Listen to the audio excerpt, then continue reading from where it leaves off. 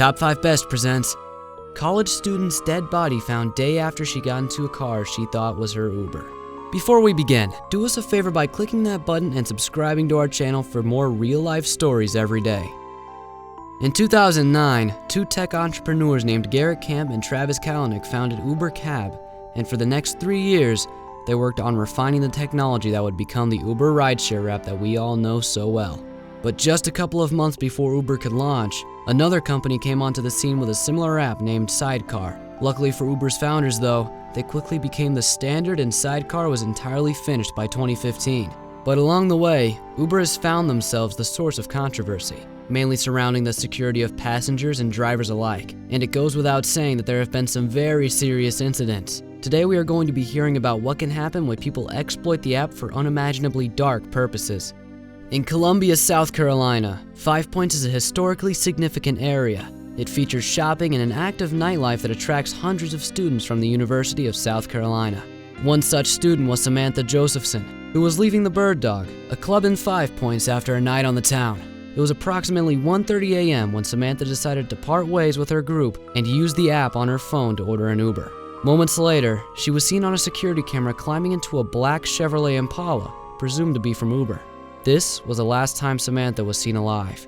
Later on, her roommates returned to find that Samantha wasn't in her room. When nobody could reach Samantha the next day, they began to get worried, and shortly before 2 o'clock the following afternoon, they contacted police. An investigation was launched, and within 2 hours they received a call from a group of turkey hunters who had located a body a short walk from a dirt road southeast of Columbia in neighboring Clarendon County.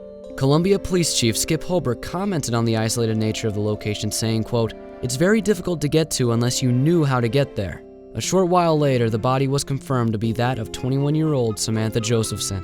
While the investigation is still ongoing, authorities confirmed the following day that Samantha had suffered multiple wounds to various different parts of her body, including her head, neck, face, upper body, legs, and feet. Investigators were able to identify a suspect, and the following day at 3 a.m., officers pulled over a black Chevrolet Impala and arrested the driver, 24-year-old Nathan Daniel Rowland. Initially, Rowland fled, but he was soon apprehended with the help of a K-9 unit. Upon investigating the vehicle, police discovered the traces of Samantha's blood in the passenger seat and trunk. They also discovered her cell phone in the vehicle.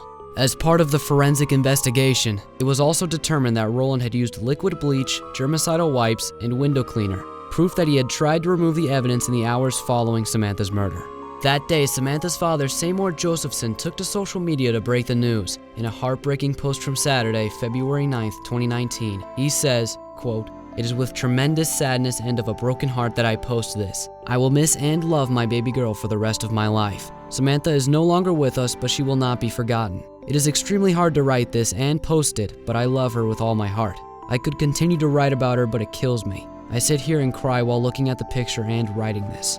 The University of South Carolina also expressed their grief through a candlelight vigil, and the president of the university, Harris Pastides, released an official statement that read, "It is with the heaviest of hearts that I write these words this morning. Our prayers are with the family and friends of Samantha Josephson following the devastating news of her death.